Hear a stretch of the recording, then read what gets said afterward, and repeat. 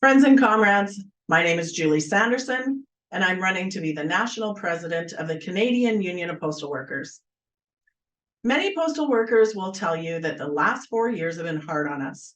The pandemic interrupted our lives, our children's lives, and our work life. The after effects are now disrupting the economy.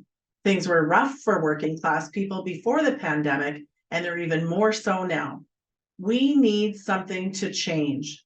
There's a series of photos on the 5th floor of our national office in Ottawa that show scenes from fights our union has waged over the years, scenes of picket lines from years past, evidence of our battles to win dignity and respect from our bosses.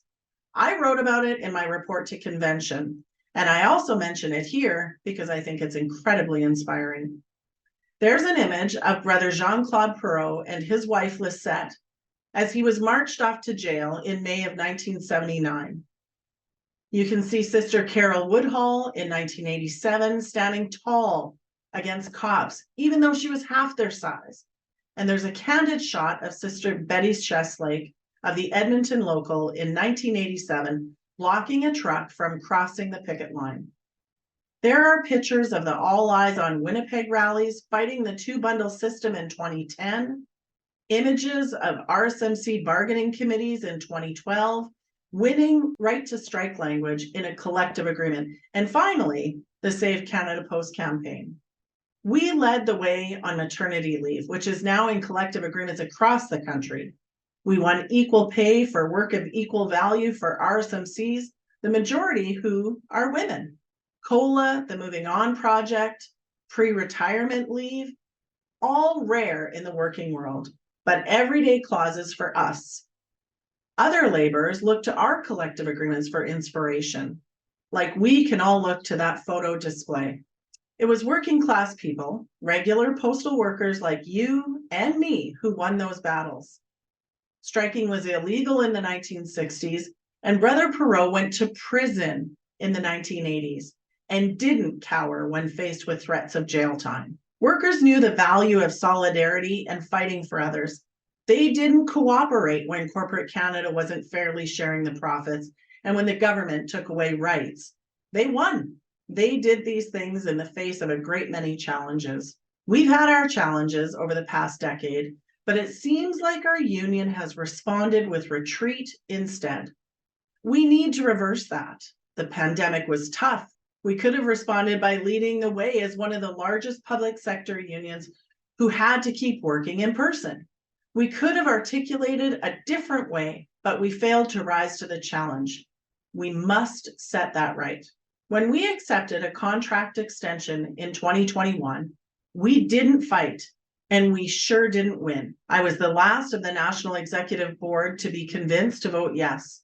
I voted that way to make it a unanimous vote, and I now regret that decision. It was an unprecedented proposal, and I thought voting yes might mean postal banking would be given a fair shot. I also thought our union would spend the intervening years building our strike muscle. Sadly, postal banking's been abandoned by the corporation, and work to build power on the work floor stalled until the election of Brother Schmidt less than 1 year ago. I hope that we won't regret that lost year. We have a great opportunity as a union to set the standards for all Canadian workers. We need to be more assertive with our bosses. We touch the homes of Canadians every day, and we can't be afraid to ask them to support us when we fight for a fair contract. CUPW Ontario workers had mass public support when they were in job action just last November. People understood the services they got from those workers was important. We're the same in that regard.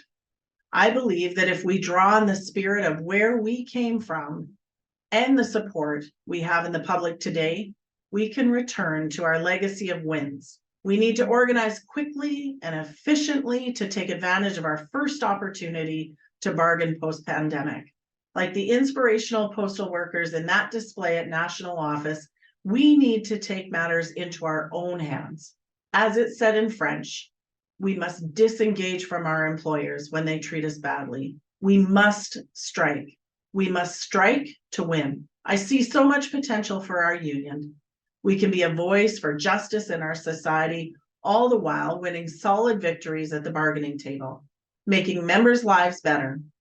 I know we can get there. I believe I'm ready to be your next national president so that we can get there together.